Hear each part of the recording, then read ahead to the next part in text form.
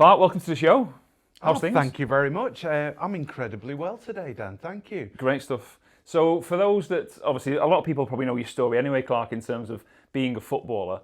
But just to rewind back a month ago and how you've ended up here is one of our staff, Jimmy, who we've just seen a minute ago, seen you speaking at a conference. And I think the content of what you were explaining resonated, not just resonated, it kind of cut through a lot of noise and conversation that a lot of people tend to avoid. So Jimmy comes straight back, it's like, Dan, just seen Clark, the speech was amazing, as at a head teachers conference, he's doing stuff in the sector, we need to get him on. So that's where we are now, so welcome to the podcast. Thank you. Well, that's a glowing recommendation because, you know, especially with Jimmy being a Blackburn fan and me playing for Burnley, you know, I must have struck a chord there somewhere. Exactly. So Clark, loads of the viewers, loads of listeners will have followed your story, football fans, but obviously a lot won't know what you've done of late. But just to kind of summarise who Clark Carlisle is, can you give us a quick summary? I can. My name is Clark Carlisle and I am a husband, a father, a son, a brother and a friend. And that is I suppose, the lens through which I view who I am today, Dan.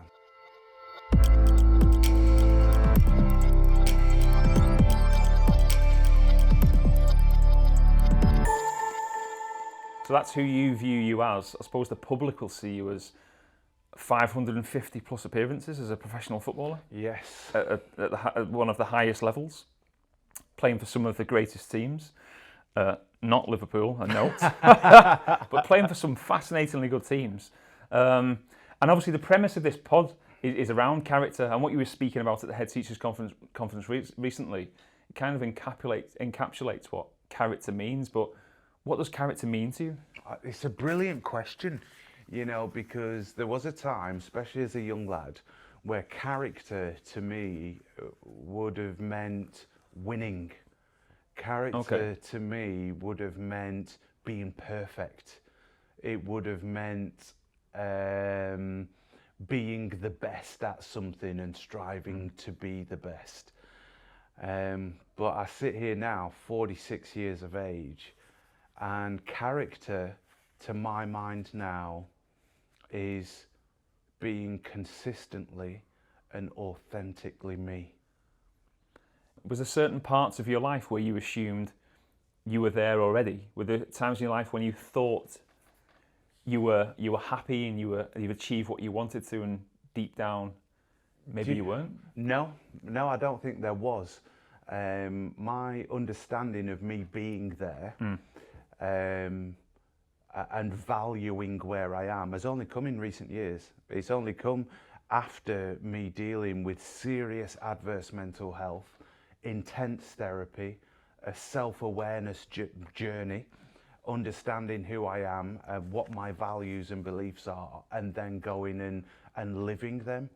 And the reason why I say throughout 17 years of professional football, playing, like you said, you know, in the Premier League, across all 4 leagues, representing my country, going and being a commentator for ITV and commentating at the World Cup in Brazil, writing books, being chairman of the PFA, winning Countdown and the 1% Club. I never ever valued myself. My whole life, right up until 36 years of age, my sense of worth and my self-esteem was wholly dependent on what you thought of me. It was wholly dependent on what that person thought about what I'd just done. You know, so it was never in a safe and solid foundation. It was whimsical, right? You know, and when you're in the industry of football, you have to understand that on any given match day, whatever you do is to the joy of half of the stand and the hatred and envy of the other half of the stand. So you can never be wholly satisfied if you live a life of external validation.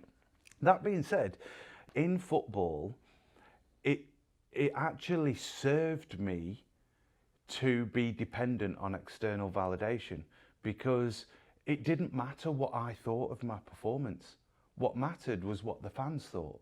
was what the coach thought, was what the manager thought, was what the press journalist thought, was what the chairman thought, or chairwoman, you know, because it was those people's opinions that defined the course of my life. Whether I was picked the next day, whether positive songs were sang about me, or negative ones, whether there were 20,000 people at the game, but if that journalist puts 3 out of 10 in the paper, there's 70 million people who think I was shite yesterday. Yeah. They weren't even there. You know, the chair, if they don't rate me, then I'm not getting another contract, which means I'm not paying my bills or feeding my family. Sure. So it didn't matter what I thought. Yeah. I had to make sure that I belonged and I performed to everyone else's expectations and values. So for me to be someone who anchors myself in external validation, it worked. Sure. Because I would make sure that I bent and twisted and contorted myself to be everything that you needed, Dan. Sure. And so you would have a good opinion of me, so then my life and work prospects were better. What was the cost of that? Oh, wow. That is another podcast. The cost of that meant that at 36 years of age, after 4 suicide attempts and me being actively suicidal for the last time in my life in 2017, I was sat in a psychiatric hospital bed in Blackburn, and I didn't know who I was. You know, and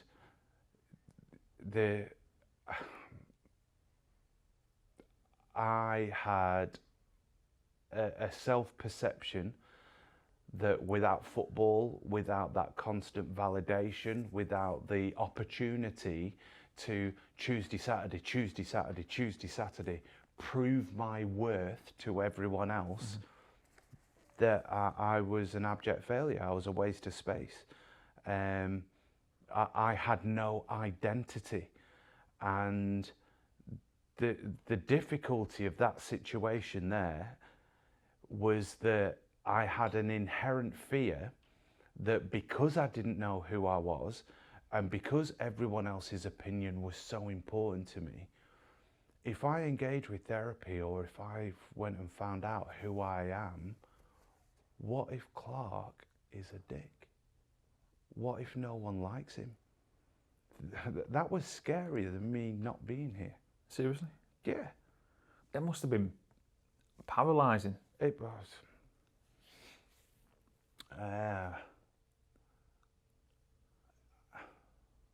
It's so hard to articulate. You know, people talk about a rock and a hard place. My wife, Carrie, she's such a profound, wise woman. She's the most incredible human being. She is a huge factor for me being so well today. And her insight, you know, she said and relayed to me afterwards, she said, Clark, you know, coming from football and coming from that background where we had psychology, but it was optimum performance state. Okay. You know, it's like failure is not an option. You do not feel fear. We will win, blah, blah, blah, blah, blah. You overcome this, that, and the other, and da-da-da. She said, you are not bothered about physical pain. You know, you've got no concerns about that whatsoever. But you are absolutely terrified of emotional pain. That's why that situation there was so difficult. If at that point in psych hospital someone had said, Clark, you need to run 3 marathons, you need to go over hot coals, line a bed of nails, and you'll be well, I'd have been like, bang, let's get it done in a week. Yeah. But the notion that I would have to confront all of these emotions in me, you know, I'd have to confront shame and embarrassment and guilt. And because I'd led a life as a professional footballer, it will continue to be played out in a public forum. And the impact that that's going to have, not just on people's perception, but on my family and all of that notion of being enough and being acceptable. the fact that for me to engage with therapy and to try and get well meant that I was going to have to look in that pond. It was debilitating. You mentioned before about public perception. You read the paper on a Sunday morning and millions of people have got this view of you. Well, those millions of people will have a relatively consistent view of being a strong, male, athletic footballer that probably has no fragilities at all. So for the non-public eye person, that's a huge step to take, to open up about how you think and feel. Certainly if it's to a stranger or going through therapy.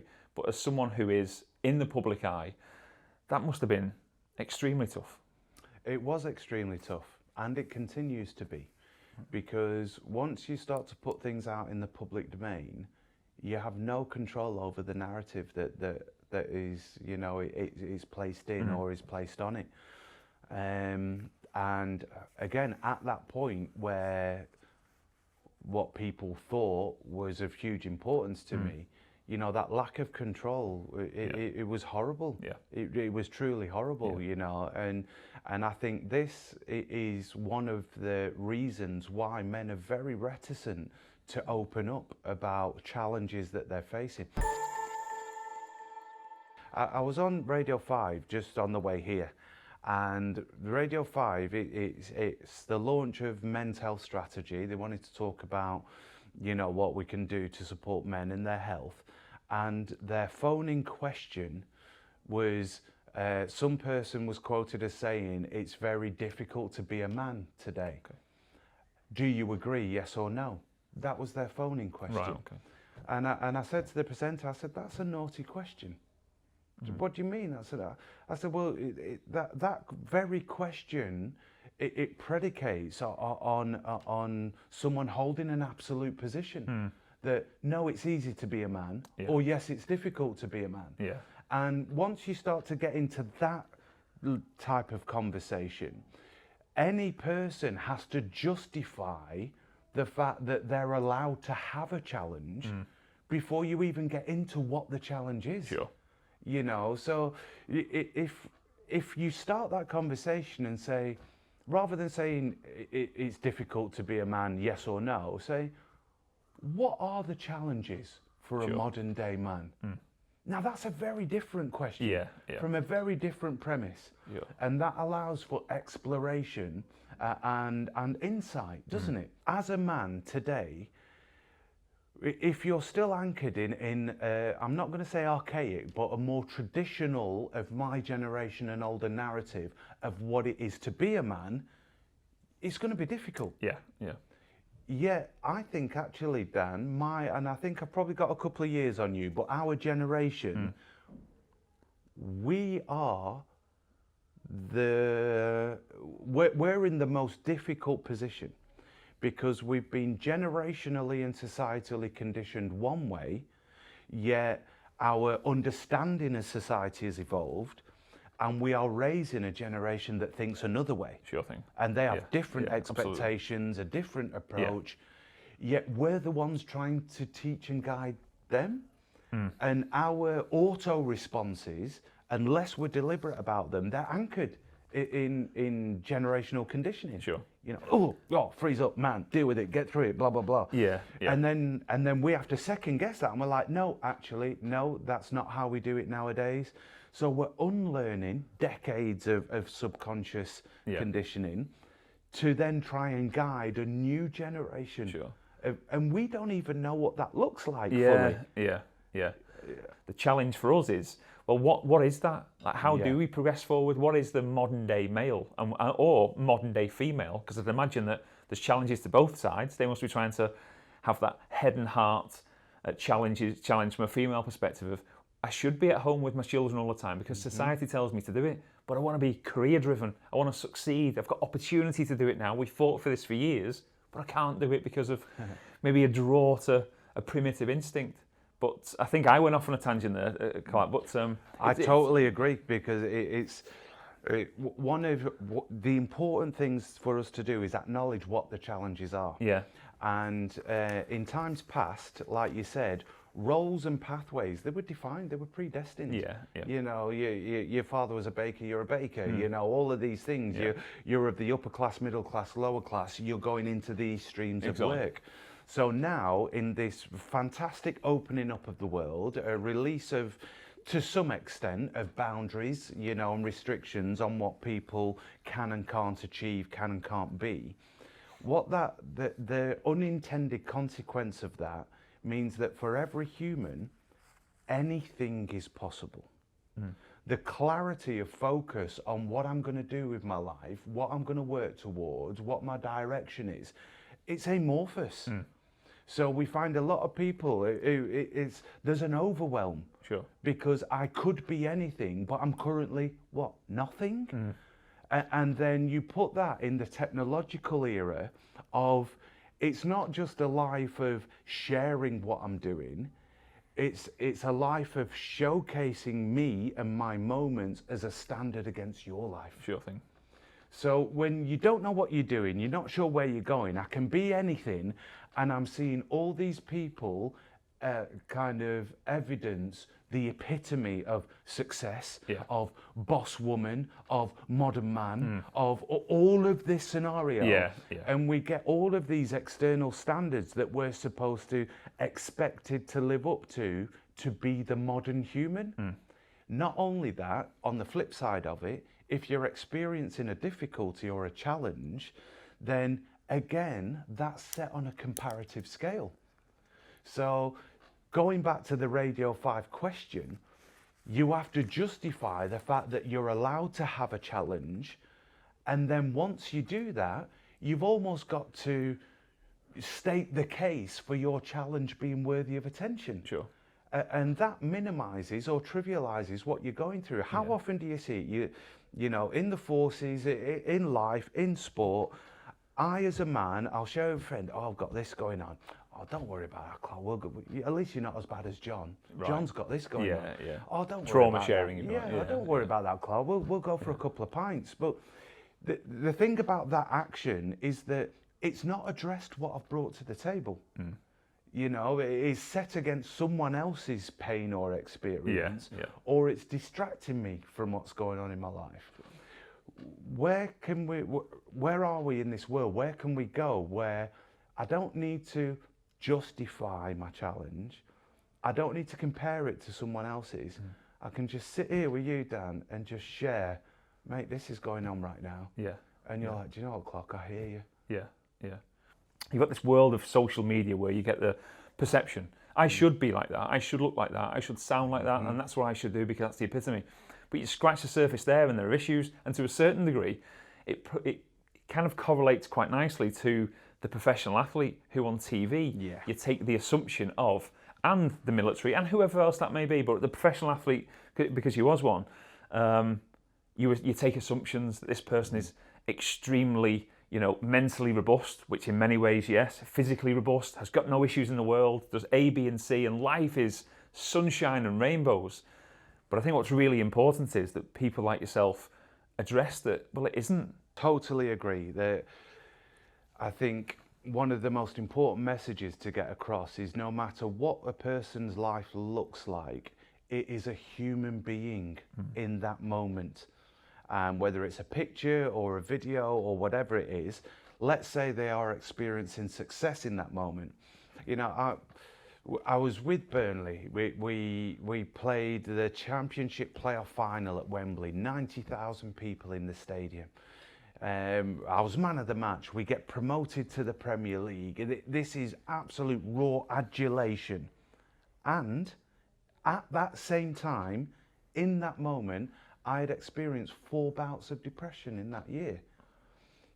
But professionally and in my work life, I could still give, I could still achieve, I could still compete. And when I came away from my job, I was still experiencing thoughts, emotions, challenges that actually, when push comes to shove, the athlete mindset meant that I was dealing with them dysfunctionally.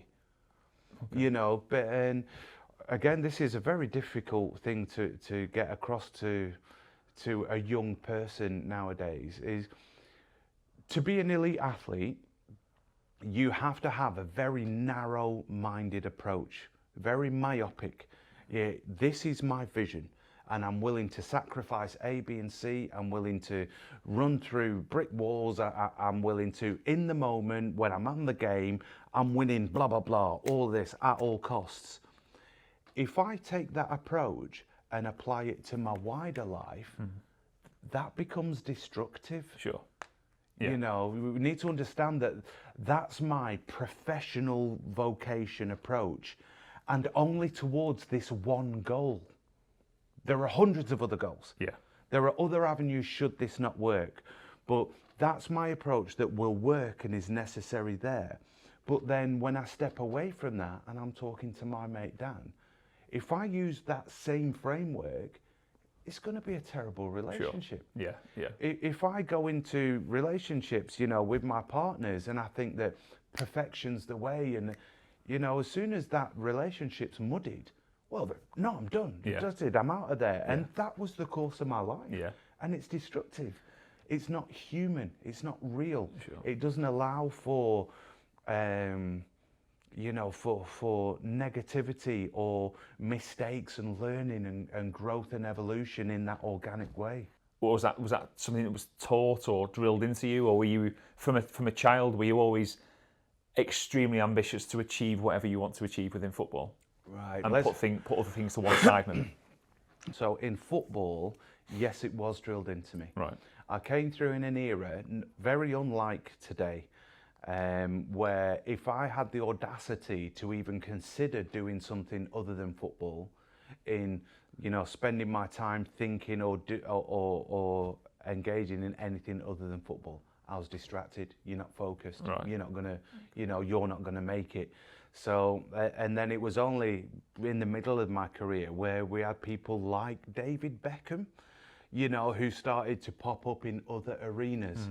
And then it was seen as a business thing. It's like, okay, he's making a profile. And then we come to more recent years where I see people like Raheem Sterling and Marcus Rashford actually use their profiles for social good. You know, and it's accepted now. Yeah. In fact, it's almost become an expectation. Okay. But that's another conversation. So when I started, it was like football. Sure. Nothing else. They didn't even want me to do A-levels when I was an apprentice because it's a distraction. You know, so yeah, that was drilled into me. But then before that, you know, football was my dream because I grew up in, you know, you call it a socially and economically deprived house. Right. Mum and dad were skint. Yeah. You know, we lived on a council estate in Preston and I had a black father and a white mother, and this was the 70s, 80s when that was hard for them. You know, my dad had to fight people physically to walk down the street with my mum. You know, it's almost, well, I'll say it's beyond comprehension. We're almost coming full circle now. These are difficult times. You know, my mum and dad did the best that they could for me with what they've got and with what they had. And they taught me that you don't need money for a loving household. You don't need money for a clean household. You don't need money to have basic manners and respect. You don't need money to have an aspirational, you know, mindset and want to achieve. You know, real fundamentals that I'm so grateful to them for. And at the same time, my dad, you know, he was an awesome footballer. He played Saturday, Sunday leagues in Preston. He had England trials. He was on the books at North End. Injury and racism curtailed his opportunity. And I used to watch him as a kid, and then he used to watch me with my granddad. My dad, because he did view himself as hunter-gatherer, disciplinarian, authoritarian, he couldn't hold down a job because he was a 6'5" black guy in the 70s and 80s. You know, it was hard work in earnest, but no one had given him a job. He ended up working for the church in return for food parcels, you know, to feed his family. And because he would never sign on the dole. And this hurt him, you know, and 70s coping strategies, they're not what they were today. Sure. So my dad used to lock himself in his room, he'd smoke weed, and I wouldn't see him for big tranches. And I would see him when I was very good, and he'd come out and say, well done, or when I was very bad, and he'd come out and give me a clip. Yeah. It was acceptable in the 80s, you know. So I strove to be good because I wanted that positive affirmation, Okay. right? And football was a way of me and my dad connecting and me getting that positive affirmation from my dad. And it's so important, you know, as a man to have that relationship and that input. And, you know, I'm a huge advocate for paternal input into family situations. And so that was half of my drive to be a professional footballer. I wanted to realise my dad's unfulfilled dreams, Right. but I also needed that affirmation, that quality time from him. The other half, right, was like my mum. She was the love and the care and you know, my safe place in the household. Yet I wet the bed until I was 16. Right. Then. And I mean, like, on a daily basis up until I was about 14, and then it kind of petered out until I was about 16, 17. And the thing about that was that mum was my safe place and my Right. consistent love. Yet every morning when I woke up, I'd annoyed my mum because I'd wet the bed. Sure. So she's like, oh, you know, you can imagine, you know, she's tried everything with going to the doctors, getting alarms and plastic bedding and sheeting and nappies on a 15-year-old kid. And, you know, she's at the end of her tether every single day. You gotta put that in context. We've got no money. Yeah. Mum, we ain't got the money to wash my bedding every single day, you know, and we went through the whole putting my mattress outside and the shame and embarrassment that I went through because of that. And, you know, mum, at the end of a tether with frustration every day. So when I left the house every day, I jeopardized that safety and love from my mum. So when I went out of the house, I needed to do anything and everything in my power to win that love back. So I'd come home with full marks in my test. Right. I'd come home having won a football match. Yeah. I'd come home representing this team and that team. So the achievements that I had, it wasn't just in Clarke being the best. It was Clarke getting his father's affirmation and attention. It was Clarke winning his mum's love back. And that, I only know that through therapy. Sure. 2 years of intense therapy. Yeah. That's my driving force for external approval and validation. I need to win. I need to be the best. I need you to know. I need you to feel that I'm the best, because when you do, I'm loved, I'm accepted, I'm good enough. And that's a narrative that football then compounded. Yeah. And it played out in my life right up until 36 years of age. And in terms of values, it sounds like your parents were fascinating people. Like, what is Incredible it? Did anything people. carry through from them to you, even to this day? Anything value-wise they instill as a child? I know there's probably a work ethic from your dad, which sounds like it's thread through. But there's anything you can think of going back to your childhood and think, Mum was like that, and that's what value I still live to this day? The one thing that I've learned off the back of my parents' upbringing, they unconditionally loved me, but I didn't know. Okay. So because it wasn't articulated in a manner that I heard it, then I thought that love and affection was conditional. So now, you know, every night with our children from a young age, it started with, tell me something happy about your day, tell me something sad, tell me something funny. And that was to encourage that emotional literacy, emotional sharing and reflection. And then once they've told me that, I can tell them, look, I can't control how you're feeling in the day, and sometimes I can't do anything about it. Yet I will always be here and love you, irrespective. So, you know, I want my children to be anchored in unconditional love. They don't have to earn it. Yeah. You don't have to win it. Sure. It will always, I might not be able to do anything about it, but I'm always here. Yeah. You know, my parents wanted to give that to me, but it was in a way I couldn't hear it. Right. So I need to make sure that they know, you know, without a shadow of a doubt. There's probably an education piece for some parents about what exactly that means, and trying to understand when, you know, a young person's feeling a particular way, that it's okay for that young person to disclose that with a parent and not feel judged, or the other way around. I think sometimes to show fragility as a parent, certainly if your child's a bit older, to explain to them how you feel. You know, I'm not feeling great today, or having a healthy conversation with them. Just building them, I suppose, reducing barriers and building relationships. I've just got goosebumps because you just reminded me of what happened yesterday. Yesterday I had a very uncomfortable day psychologically and emotionally, and I felt it. It makes my stomach clench, my mind, my thoughts go 100 miles an hour, and I allow myself in those moments. I'll tell my wife, I'll say, Carrie, my head's running. I don't need any answers. Just let me be today. I'll be quiet. I won't engage in much conversation. And our 5-year-old daughter said to me, she said, "Are you okay, Daddy?" I said, "You know, I'm not feeling great today." She said, "Are you tired?" I said, "No, it's not just tired, baby. I think I'm thinking about a lot." She said, "Well, okay, well, I love you." And that she wasn't afraid. Sure. You know, there wasn't like, "Oh, I need to fix you, Daddy." Yeah. It was just, she heard me and she told me that. Yeah. And that didn't happen by accident, Dan. Exactly. You know, we have raised that where that is, it's normal, it's comfortable, and that is it there, and it's so amazing. And again, going back to the point that I made about our generation being in the difficult place, we want our children to tell us things, but how familiar will this be to parents out there? Kids, you can tell us anything, you know, we're here for you. Next day, oh, Dad, this has happened. You what?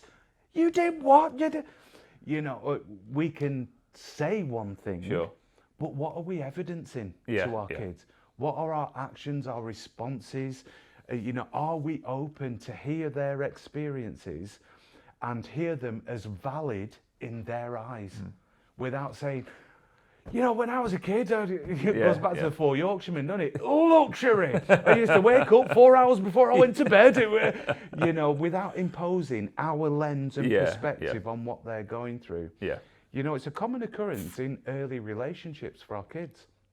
When they'll break up with someone, or this someone's the love of their life, like, you don't know what you're talking about. There's a million, you know, other people out there. That's not what they want to hear there. You know, right then and in that moment, we've got to appreciate that this scenario could well be the biggest thing that's happened in our child's life. Whether it's a test, whether it's a match, whether it's a relationship, you know, we've got a breadth of experience to contextualize. They haven't yet. And they don't know quite how long that feeling's going to last. Exactly. You know, in time, in 3 or 4 weeks, things will feel vastly different. But at that stage in your life, when you're 13, 14, 15, you think a temporary feeling's a permanent one. And this is going to go on forever. And everyone's going to judge me that are around me. But truth be told, in 2 or 3 weeks, it will be okay and things will be slightly different.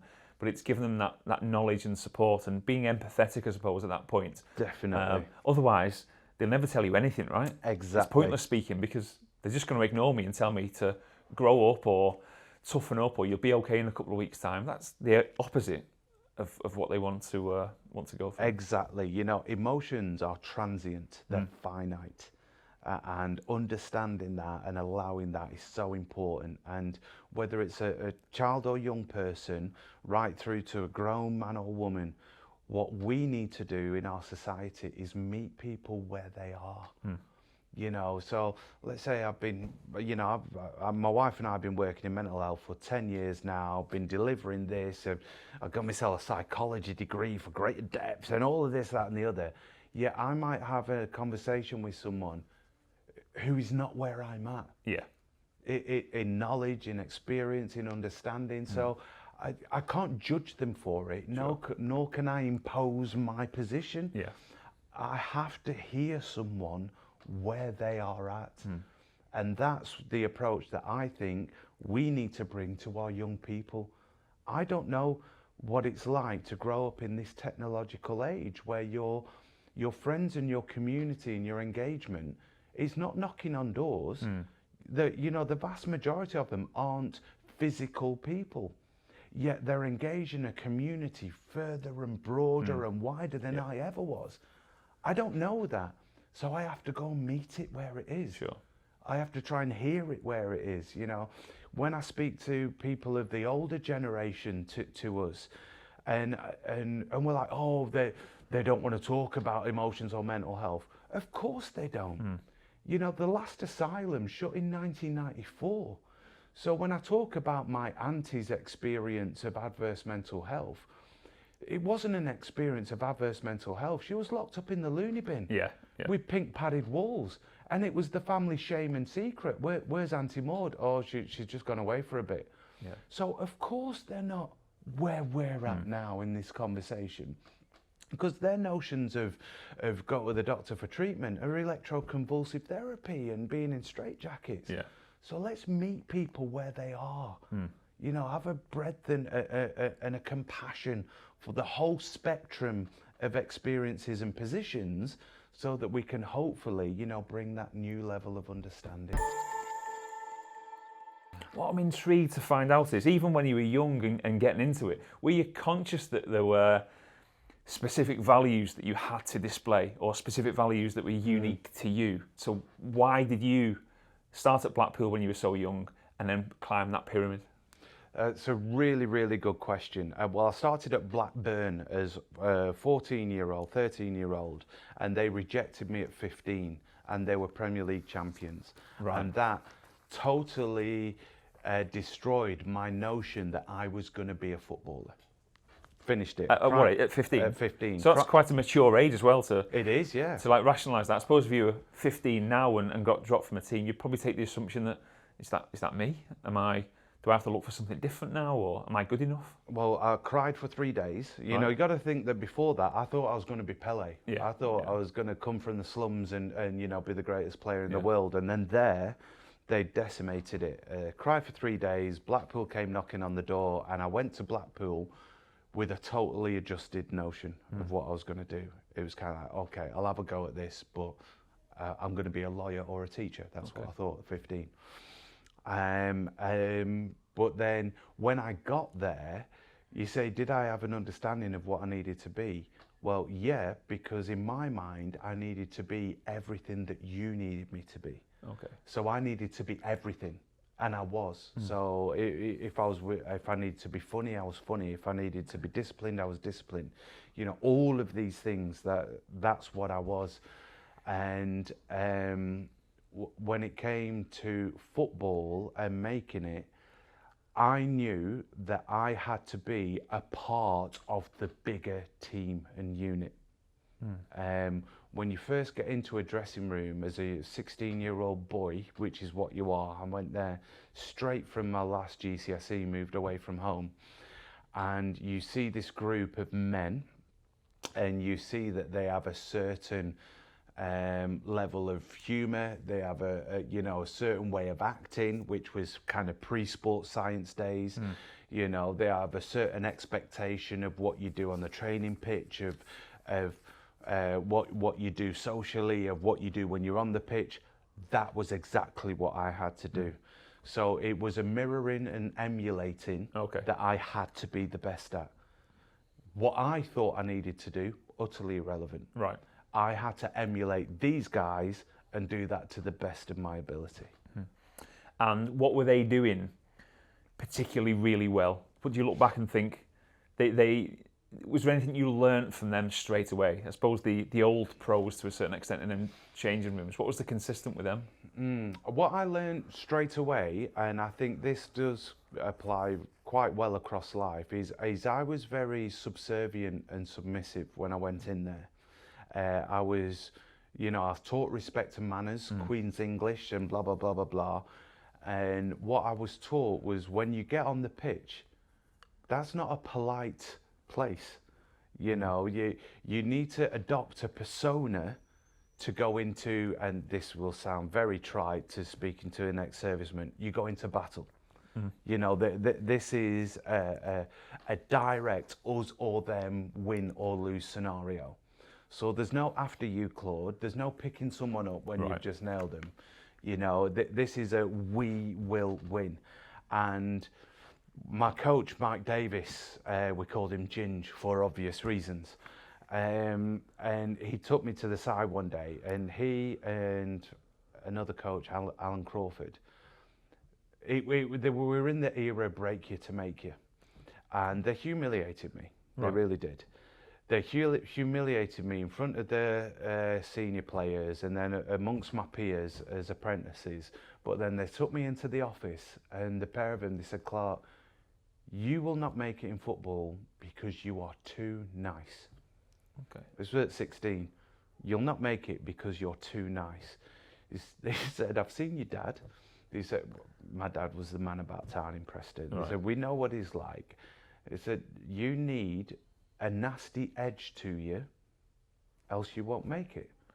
He said, we don't know how you're going to do it, but you need to find it, otherwise you will not make a professional. And it was that conversation that I remember explicitly, where it was almost like there became a duality in me. Where well, in fact, it was more than that.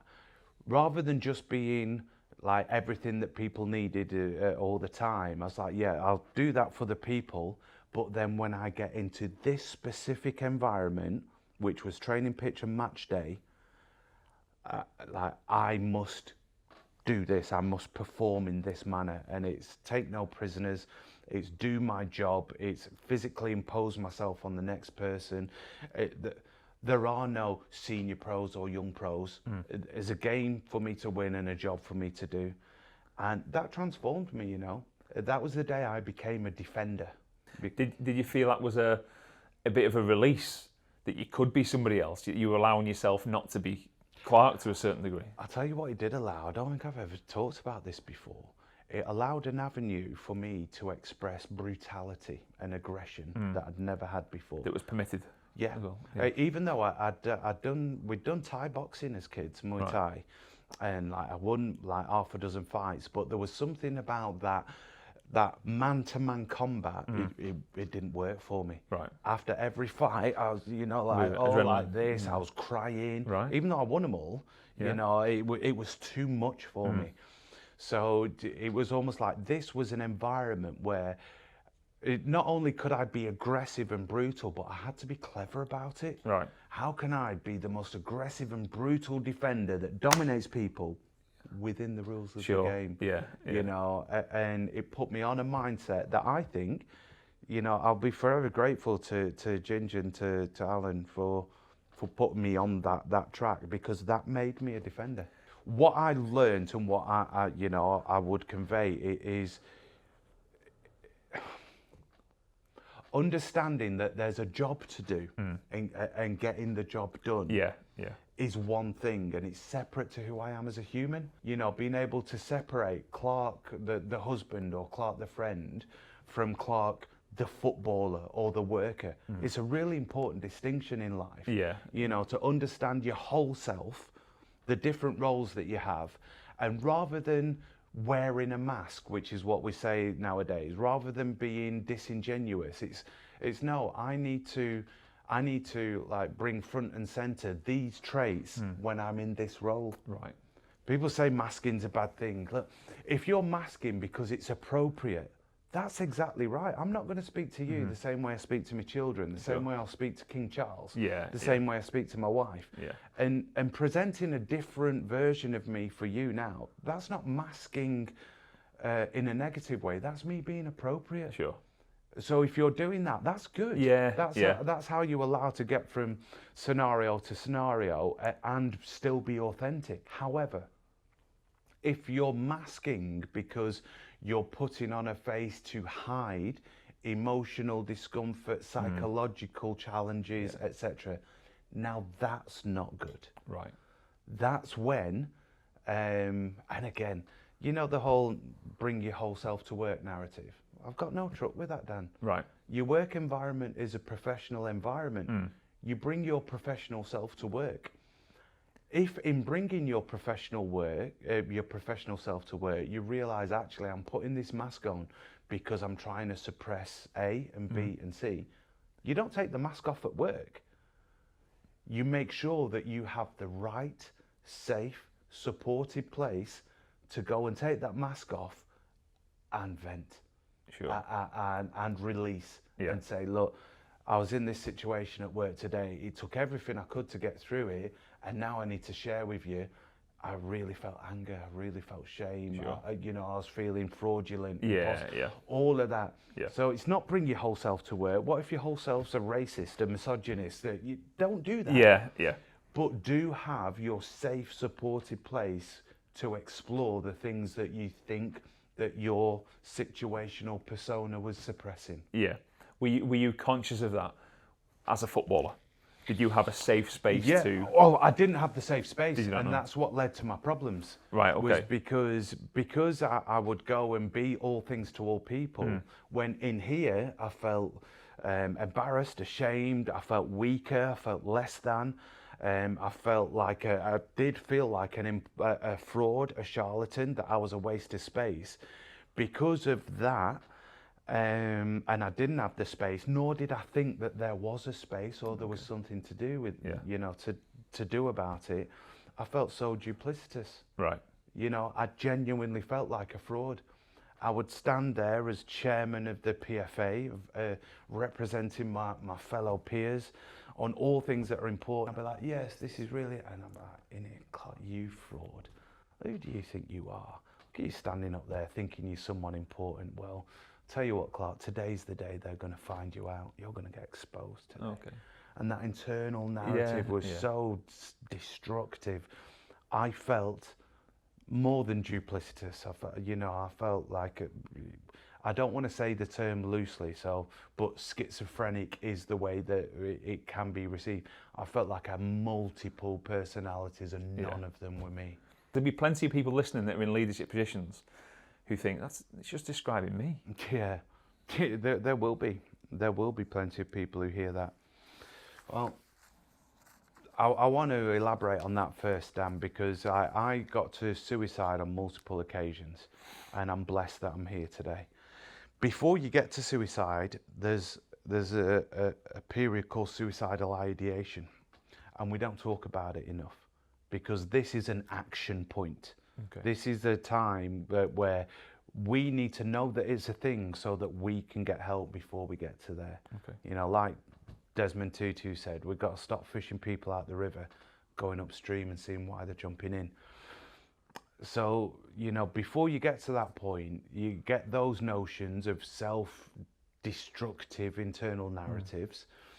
And then that often descends into ideation, which it takes the form of practical, logistical planning of harm. So let's say we're sat here and I'm thinking to myself, I could just poke Dan in the eye. I haven't done it. That was just a passing intrusive thought. We all get that. Yeah. And it's the same, with, I wish I wasn't here. People get that existential intrusive thought. That's a passing thought. But ideation would be if I sat here and I thought, do you know what? I'd poke him in the eye with this finger. And then when I get out there, I'm like, and do you know what? I'd do it on a Tuesday. And I get in my car and I think, and when I do it, I'll say this and you'll say that. And I get home and I'll say, See, when you're starting to practically plan how harm is going to come to you or you're going to harm yourself, that's ideation. Okay. And that is alarm bells. Yeah. That's when you need to intervene. So you asked me how I came out of my situation. I got to the point, psychiatric hospital. My third stay in psychiatric hospital, the third two have been private, but this one in 2017 was NHS. And, without exaggeration, I was at change or die. That they were my only two options. And at the time, I wanted to die. And my wife was coming to visit and she was saying, how are you? And I'm like, well, I'm sorry, love, I'm not going to be here tomorrow, but thanks for coming. I was there. You were vocalising that to your wife? Yeah, to my wife in psychiatric hospital, which, I won't speak for her, but, please do listen to Clark Carlisle and her experience, anyone who's supporting someone else. And she will tell you the importance of getting support for yourself so that you can support someone else. What she experienced and my family experienced in that time is utterly incredible. But in that moment, I was given a seed of hope, and that seed of hope came in the form of a different mode of therapy that I hadn't experienced before. And the reason why that gave me hope was because in that darkest of moments where I thought there was nothing that could be done, I realized that there was something I hadn't tried. And I was like, oh, and that got me looking in that direction. And at the same time, it was said to me, and I finally accepted that I can have all of the support mechanisms and all of the therapy in the world, but if I don't do it, I won't get well. Okay. And it was the agency that gave me. Yeah. You know, the depression and adverse mental health wasn't something that's happening to me that I've got no control over. I have agency in addressing this. And I know from my football career that with agency comes responsibility. I'm not going to get picked if I don't train hard. I'm not going to train hard if I'm not, physically well. So I'm not going to be physically well unless I eat the right things, unless I sleep. So breaking all of that approach down, at that moment, I thought, well, okay, Clark, I'm going to approach wellness like I did football. And I'm going to start as an apprentice, and I'm going to give it everything that I've got. And I engaged in cognitive analytical therapy like a therapy boy. Right. You know, it was a skewed perspective because I wanted to win therapy. I wanted to be the best patient, that the client that the therapist had ever seen.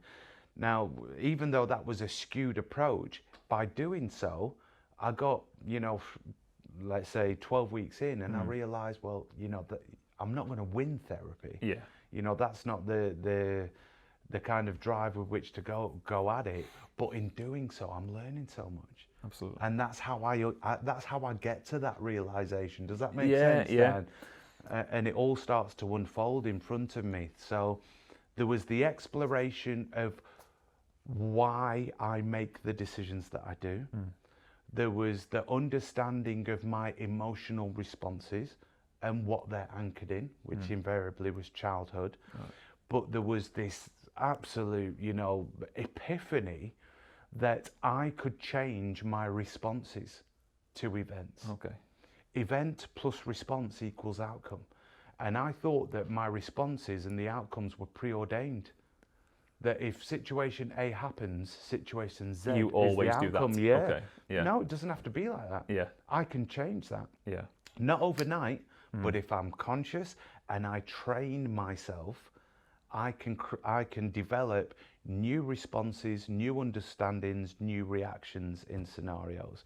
Practice, it doesn't make perfect. Practice makes permanent. And unless you're aware of what you're practicing in the context of emotional responses, you've made permanent a subconscious response. What you mentioned before was an epiphany. Was that? Did you remember that feeling? Was it quite instantaneous? Thinking, there's a route out of this that feels doable. It was like on a road to Damascus moment. My previous narrative. This is one of the difficulties with diagnoses. I was diagnosed with recurrent complex depressive disorder. Okay. And in my unwellness, I fixated on the recurrent. Okay. If it's recurrent, then it's always going to come back. If it's always going to come back, then what's the point of me doing anything about it? Yeah. I'm going to perpetually put my family through this, and I'm going to come to this point. And with an unwell mind, it felt futile. Right. And then when I got this notion of agency, because I've overcome the odds before, because I was injured for 2 years with a knee replacement, but I got back and played 400 games. After the surgeon told me I was going to walk with a stick, I was like, okay, yeah, the medical guys have told me that, but I've realised that I can actually impact the outcome here. Yeah, absolutely. My response can determine my course. Yeah. So, yeah, you can say that, but I'm going to confound you. And I have. Yeah. I haven't had a depressive episode, and I don't mean suicidal. Yeah. The last time I was actively suicidal was 2017. I was on meds, blah, blah, blah, did all my therapy, and I got to 2021 where I realised that meds were tapering my lows, but they were also tapering my highs. That's what meds do, they stabilise It's kind of like your mood. numbing to a certain degree. Okay. And I knew I was experiencing things in life where I should be feeling something. Right. In a positive way. Yeah, joy, elation, or whatever that may be. And I wasn't. And I talked to my wife and I was like, look, you know, I've made so much growth. I know I've got productive, healthy coping strategies. I would like to come off my meds. Okay. And she was like, okay, well, let's do it. So we did it. And, you know, mental health and well-being, wellness is kind of ethereal. You know, I come off my meds and you know, I was feeling like, yeah, I'm engaging with life. And then my dad died. Right. Suddenly. And this guy, the most incredible human. And it was disgusting, Dan. Yet at no point was it dangerous. Okay. And that taught me that, yeah, I am well now. Yeah, yeah. The feelings are there. Yeah, I was processing the emotions in a constructive way. Yeah. And this is why when people ask me, how are you today? I'll say, I'm well. And that doesn't mean that I'm happy or sad or anything between. I might be all of the above. Yeah.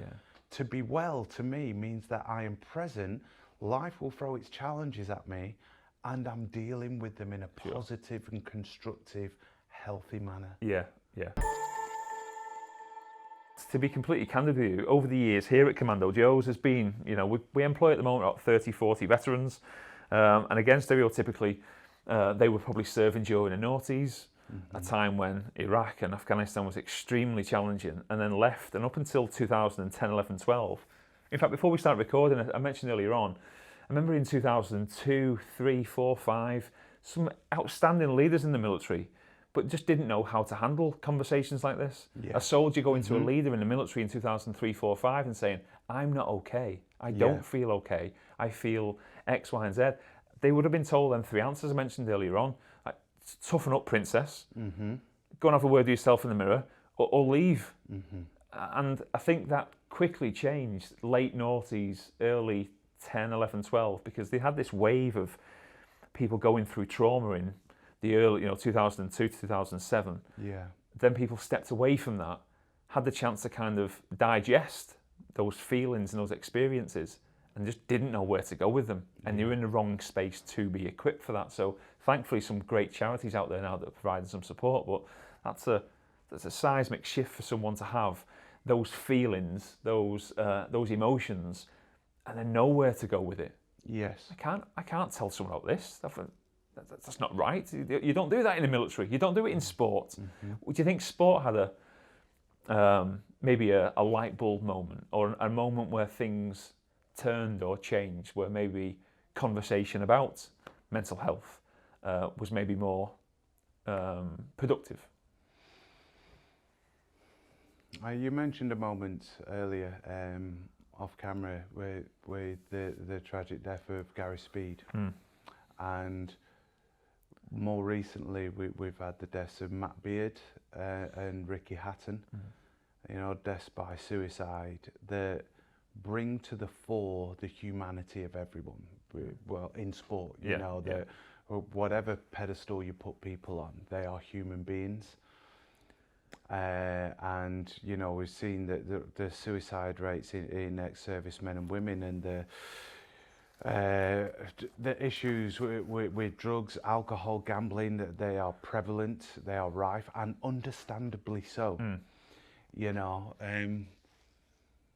he talked about there, you know, that whole masculinity concept, and one of the strands of that destroys a guy, or it did destroy me, was, and it's a total fallacy, is that if I speak about this and look to share, then it will undermine my capacity or ability as a man, as a father, as a son, when the fact of the matter is now, here, in 2025, after 8 years of actively pursuing my wellness and understanding my emotions and sharing them with the right people at the right time, I am the most capable, confident and competent person I've ever been. Right.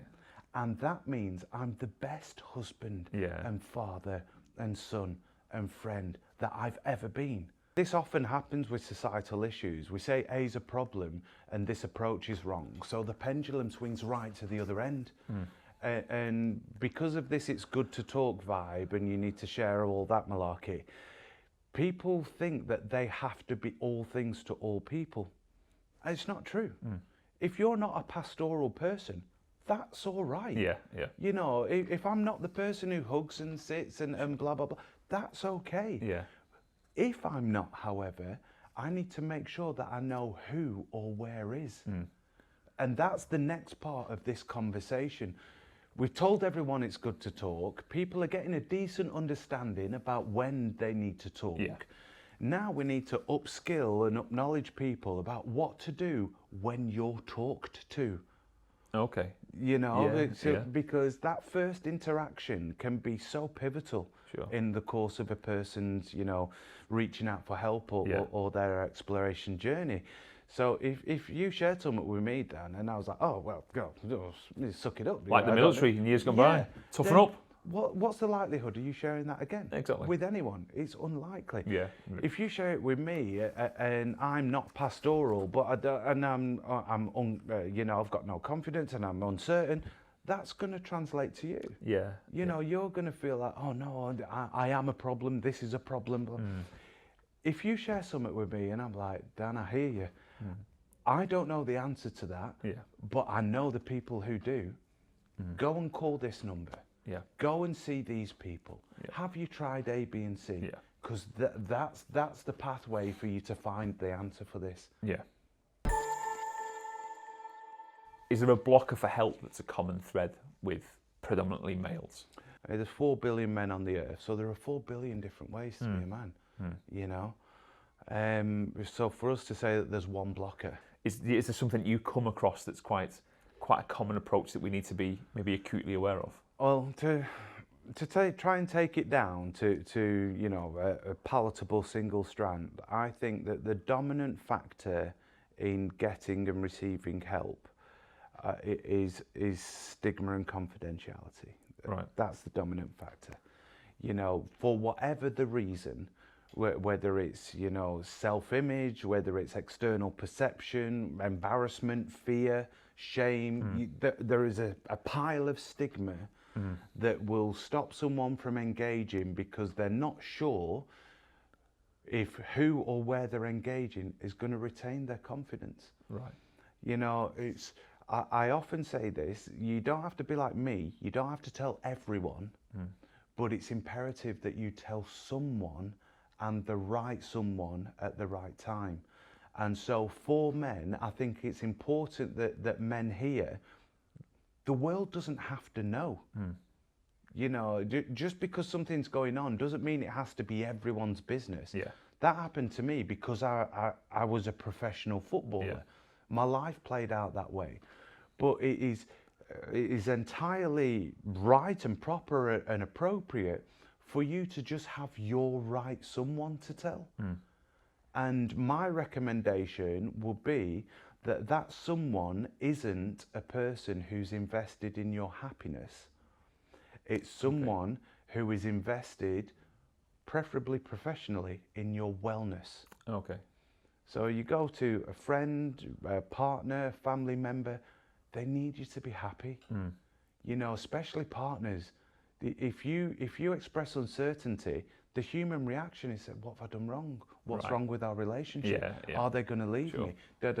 You know, it's a natural human response. If it's a parent or, oh, how can I protect you? You know, it's like all of that. Whereas if you can go to a removed person who isn't wanting to make you happy, they want you to be well, and they're being paid to do so, go there. Yeah, absolutely. They'll be objective, they'll keep you confidence, they'll set you on a path. Exactly. Now, just to go back again to your footballing days, was it a thing then? Was the conversation happening maybe at the latter end of your career about clubs being more well versed in supporting this in comparison to maybe the 90s? Yeah, definitely. There was a definite shift, and you know, obviously retrospectively, I can see the curve. I was diagnosed with depression in 2010. Got the label, While did still nothing playing? about it. Yeah, I was chair of the PFA at the time. Yeah. So I started to speak about having depression, even though I didn't understand it, Yeah. and I wasn't doing anything about it. And then we're having a look at what football does, and football was starting to pride itself on psychologists coming into the game. Well, truth be told, they were optimum performance psychologists. So they were actually, in context of the human being, they were dysfunctional. Right. Because they're training you to have that that almost mind-washing, brainwashing mantra of "we will not fail." Right. You know all the things that you see. We're like, Yeah, we did yeah, all of this, which works and it's brilliant for the playing for the objective. exactly, but not for the human. Yeah. So it went on that trend, and then there was, we started to look, well, actually, maybe mental health is separate. So they started to look to safeguarding and wellbeing officers and stuff like that. Oh, okay. And now in football, there's a plethora of fantastic work going on. Right. There really is. That being said, it's often siloed because we say football's 92 separate businesses. Every one of them they're actively searching for that 1%. Right. So if the way that they look after their players makes them 1% better than the next club, then why should they tell the next club what they're doing?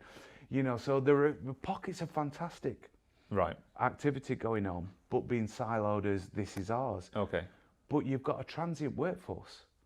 So you've got a player who's getting fantastic support here, and then all of a sudden overnight is transferred hundreds, if not thousands of miles away. Right. Well, where's that support network then? Yeah. The only thing worse than not having a support network is having one and then it being taken away. Yeah. None of the information goes with all of that. So there is still work to be done. Yeah. However, the trend is good, and the people who are approaching it are, to my mind and what I can see, people who aren't entrenched in football of old. Yeah. And they're more qualified and entrenched in well-being of new. Right. Yeah. And if that can marry, then I have hopes for what we can do. When you hit your worst, Clark, was there a correlation between finding a new identity and you not being well? So was it post football when you felt that things weren't as good as they should be? It was abundantly clear that I needed support while I was playing, but actually engaging with it, pursuing it and seeing it through for a purpose that was anchored in self, that didn't come until 2017, 2018. Right. Even before then, even though I'd been in psychiatric hospital a couple of times, I'd had a few different, therapy sessions. It was never for me to get well. Right. I was doing it so that I wasn't burdening other people. Okay. So that, I don't know, is that what you were, I was just trying to correlate, because, if you think about the likes of Ricky Hatton, and I was even listening to a podcast only a few days ago with Tony Bellew, a boxer, George Groves. They were speaking about the high of being on top of the world and succession planning post that. And Tony Bellew spoke quite well about he did have a succession plan. George Groves, something similar, but more often that maybe that there isn't one.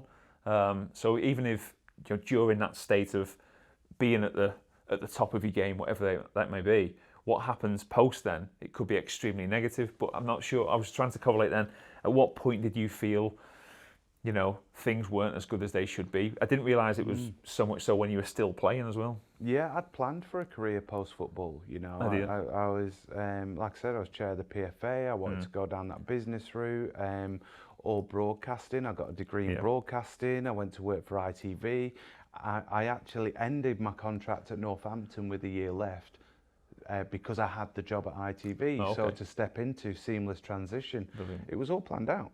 Yeah. But that still didn't go to address the gaping chasm of a loss of identity. Yeah. It didn't go to address, you know, talking about those highs and lows and being on top of the world. I don't know how you can prepare for those. Yeah. Yeah. The loss of identity, we need to raise people who understand the whole self and not just I am my job and my job is me. You know, that's how you do that. But replacing the incredible highs and lows and the protracted nature of them, I don't know how you do that. In fact, I don't think you do. And this is going to sound a little bit, I don't know, it might be uncomfortable for people to hear. I have come to a point where I accept that life is not going to be as high as it was. I'm not going to emulate those feelings anymore. Yeah. And I've had to accept that. Yeah. Now the difficulty in accepting that is because when you voice it, let's say my wife now, who didn't even know me as a footballer, you know, my children, it can be received as though, oh, what? So life's going to be rubbish now? Yeah. No, that's not what's being said. What I'm saying is those feelings, I won't feel them again. Yeah. That feeling that I relayed to you with my 5-year-old daughter yesterday, that gives me a high. It's different, but it feels. You know, my eldest is expecting now. I'm going to be a grandfather for the first time in January. That's given me a feeling. Yeah. It's different too. Sure thing. You know, equally sizable. Yeah, yeah. But that being the centre as a group of 11 and your actions having national reverberations. Yeah. And directly impacting the lives of hundreds of thousands of other people. After 90 minutes of what I did there, I won't get that again. Sure thing. And I suppose there's two things to observe, isn't there? One is, you can look at it in two ways, that the disappointment of, I'll never feel that again. That feeling of elation or pride or joy. Or on balance, you can look at the same thing, but in a positive way and go, I'm so proud of that. Boom. What a brilliant part of my life that was. What a, you know, a stamp of approval or whatever it might be, of a huge positive thing has happened. And I'm going to draw on that positivity for the rest of my life. That's 100% spot on, Dan. Last question, and we'll bookend the podcast with this, but I could talk to you all day. But we've got one final bit of advice, really. And in fact, you've got, how old are your kids, by the way? You said before. 26, 18, 15, 7, 5. Right. Okay. So we'll go with a 7. That sounds like a really sweet age, that, doesn't it? Where they're starting to really develop a personality and understand who they are. What piece of advice would you give them in relation to character and values that they would need to not succeed in life, but I suppose to live a life of well-being? You are enough. People will have opinions, and they can have those opinions, but it doesn't define who you are. You are enough. You're unconditionally loved by me. That's awesome. Absolutely awesome. And have you told them that? On a daily basis. Every day. On a daily basis. You know, I think emotional literacy and having that knowledge and foundation of knowing that I am enough and I can bring things to the world. My kids have got that. Yeah. You go and do it. Yeah. You go and do it. And on that note, Clark, that epitomises the last 2 hours of conversation. It's been an absolute pleasure. I know we've been, for the last few weeks, trying to get together. The work you're doing in schools, what you're doing with leaders across the sector, across varying sectors, continues to be fascinating. So thanks so much for coming. Friend of the business now as well, so hopefully do keep in touch. But it's been a pleasure. You'll never get rid of me, Dan. I'm telling you, that's it. Thanks so much. Thank you so much. Cheers. Thank you very much.